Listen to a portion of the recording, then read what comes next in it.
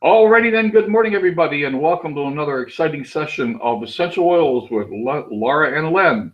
And today we're going to be jumping right on into clove bud oil. Yes, we have finally caught up to clove butter. It's caught up to us. We skipped over it a few days ago. But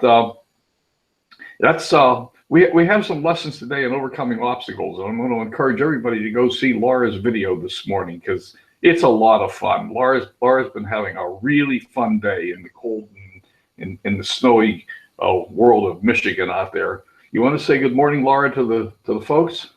Yep. Good morning, everybody.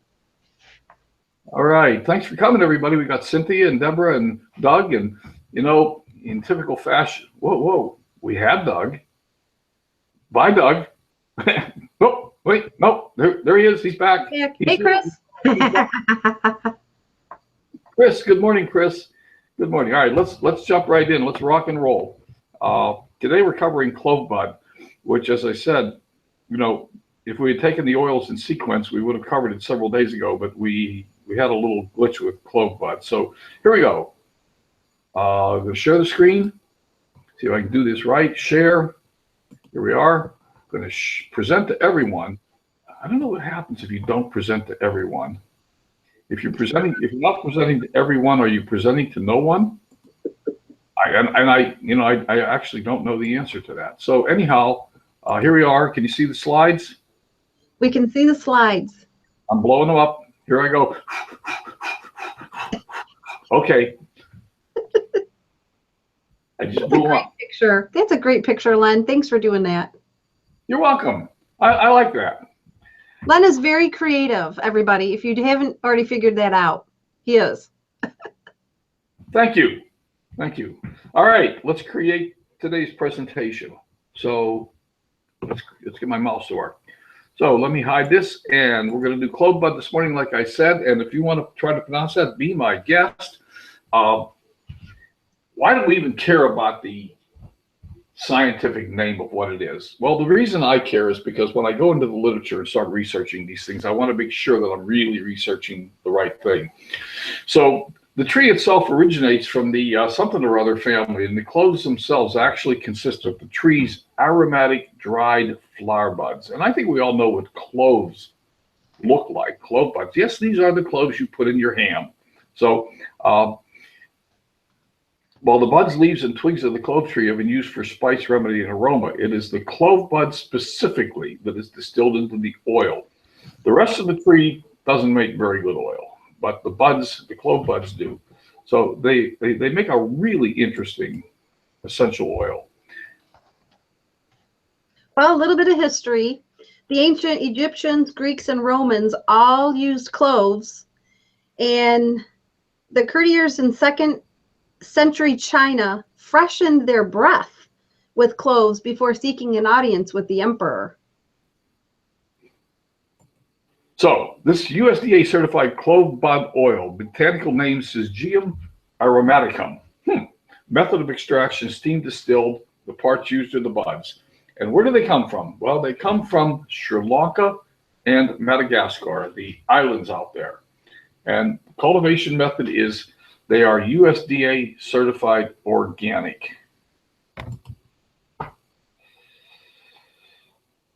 Clove bud oil. All right. Clove bud oil is derived from the clove tree, a member of that family. This tree is native to Southwest Asian countries like Indonesia.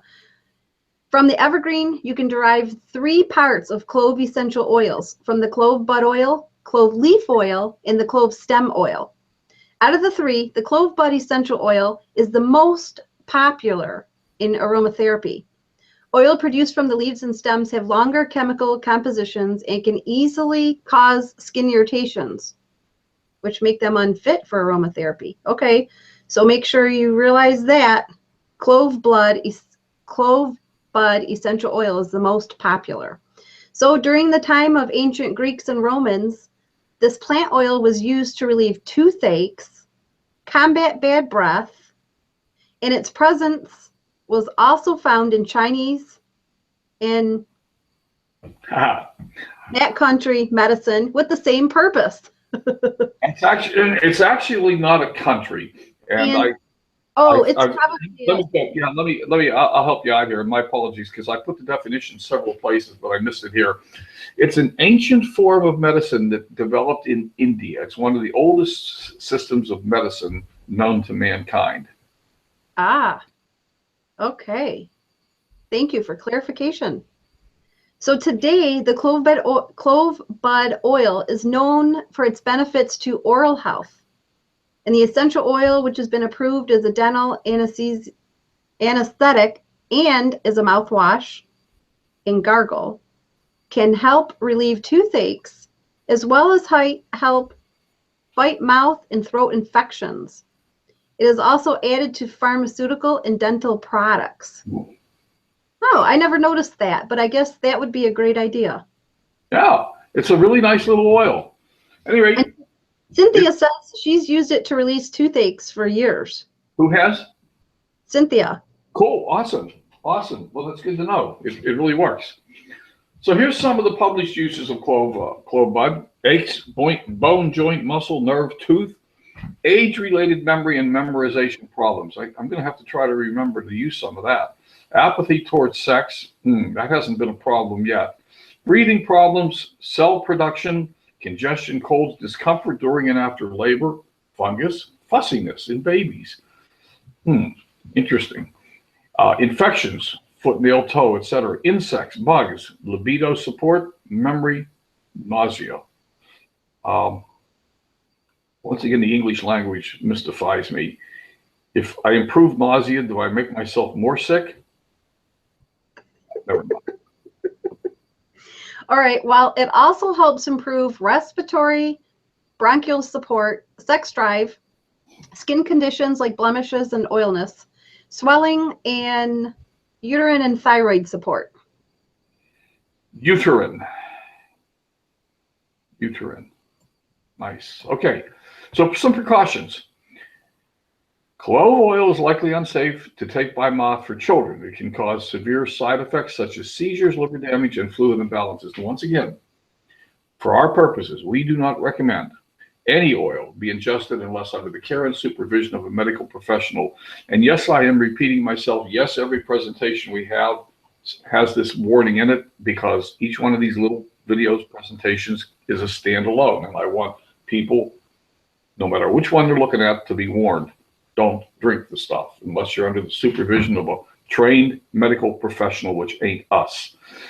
Bleeding disorders. Clove oil contains a chemical called eugenol that seems to slow blood clotting. There is a concern that taking clove oil might cause bleeding in people with a bleeding disorder. And clove oil contains the same chemical that seems to slow, that says, I'm sorry, I repeated myself. There is a concern that it might cause bleeding during or after surgery. So if you're about to have surgery, the recommendation is stop using clove at least 2 weeks before a scheduled surgery. All right, additional uses for clove oil. Well, although it's been suspected for centuries just for treating inflammatory conditions, the big immunotoxicology just recently published the first ever study proving that the eugenol in clove oil is indeed a powerful anti-inflammatory. So they just published that. That's awesome. And it was also observed that taking large doses internally could harm the digestive lining and externally can irritate sensitive skin. Again, we do not recommend internal use of any oil without consulting a trained healthcare professional. But because of its strength, clove oil should be mixed with a carrier oil like coconut oil or another gentle oil for most topical applications. So make sure that you're mixing it with a carrier oil. And I think there's another carrier oil, jojoba. Yep. Did I say that correctly? Sure. Okay, jojoba oil. In addition to being a proven anti-inflammatory, clove oil is commonly used as an antiseptic, like we were talking about, for oral infections, and as a broad spectrum antimicrobial Microbial. Hold on. Antimicrobial. Right? Micro. Okay. To keep countless diseases at bay. See, I'm making your day, Len, because you're on your toes. All these big words in this presentations. I'm sorry. Hey, you skipped over the second point. Low doses of eugenol can protect the liver against disease. It was also observed that eugenol reverses inflammation and cellular oxidation, which causes it, which is sort of an interesting point. So, thanks for catching that. Anti-aging. Okay, so last but not least, blending clove oil. It blends very well with many different oils, such as basil, bergamot, cinnamon bark, clary sage, grapefruit, which we covered this week, lavender, which we're going to be covering in a day or two, lemon, orange, peppermint, rose, rosemary, and yang yang essential oils. Depending on your uses for this oil, substitutes could include cinnamon or oregano essential oils. Anyhow, clove bud, really nice oil. Actually fairly inexpensive. In our catalog, $17 wholesale price. So it's a very inexpensive oil. Makes an ideal stocking stuffer.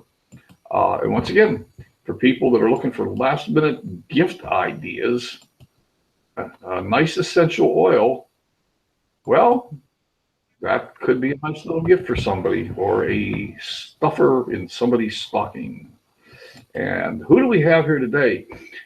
Cynthia, we said hi earlier. Cynthia, Rob, good morning, Rob. Good to see you. Deborah, welcome aboard today. Doug, hello, Doug. Larry and Linda, good morning, Larry and Linda. And Chris, good morning, Chris. Glad to see everybody jumped on. What do we have here? Are you guys getting this stuff, or are we making you laugh? Haha, good one, Lynn. All right. Great to use before you get to the dentist. Thank you, Cynthia.